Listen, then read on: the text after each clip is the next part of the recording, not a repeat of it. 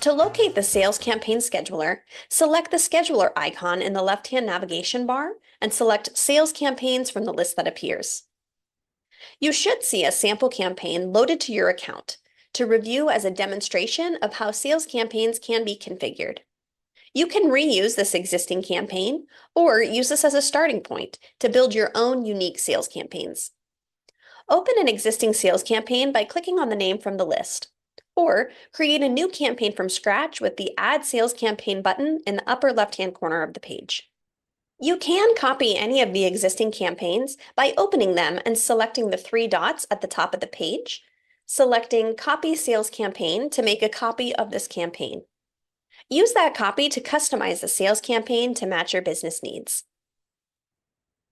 When you create a new campaign with the Add Sales Campaign button at the top of the page, you will be presented with available prompts and templates to choose from.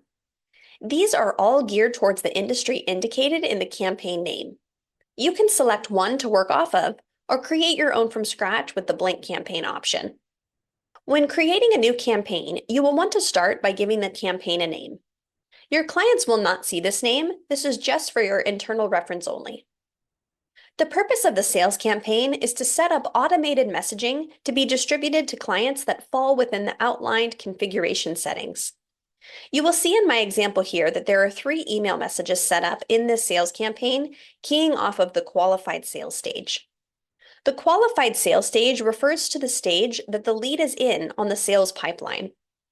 You can set your sales campaign messages to go out based on certain triggers in the system. One of those trigger options is where the lead is placed on the sales campaign. As a reminder, you can utilize the sales pipeline to manage your leads and book of business. Please refer to our sales pipeline tutorial for more information. For this sales campaign sample that I am showcasing today, as soon as a lead is generated in the system and placed in the qualified sales stage on the sales pipeline, the first email in the campaign will be sent to them. The following 2 emails in the campaign are set to 5 days and 10 days after the lead is placed in the qualified sales stage.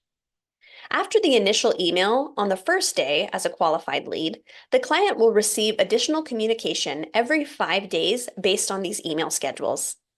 Let's look further into these email settings and review the options available to you around messaging and the email scheduler.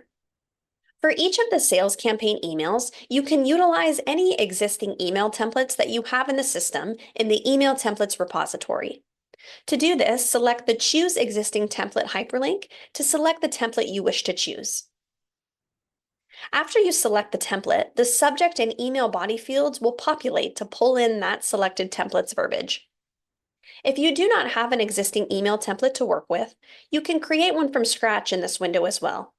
You can proceed to populate the email subject and body to reflect the message you want to be sent to the client.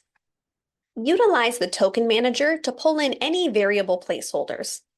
This is a great way to customize the email message for the users receiving them.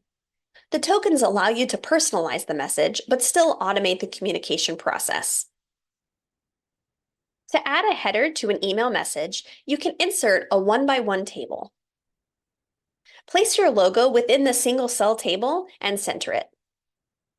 Next, you can choose how you want this message to be delivered to your client. Use the drop-down menu to select email or SMS messaging.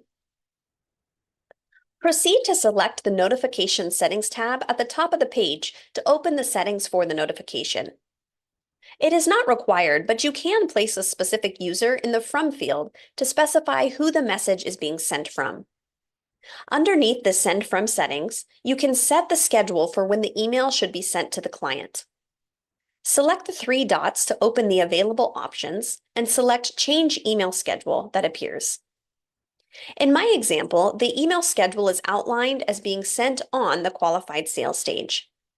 This indicates that as soon as the lead is placed in the qualified sales stage on the sales pipeline, this email will be sent to the client. You have the option here to place a time frame before or after a lead is placed in a given sales stage. For example, we could adjust this to 5 days after being in the qualified sales stage. We could also pick a different sales stage entirely by clicking on the qualified text and adjusting to one of the other stages. For example, you might want to send this email 5 days after the user is placed in the proposal sent sales stage.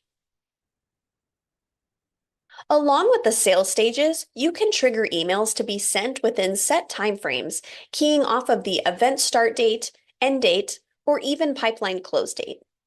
To locate these options, click on the sales stage displayed in the third field.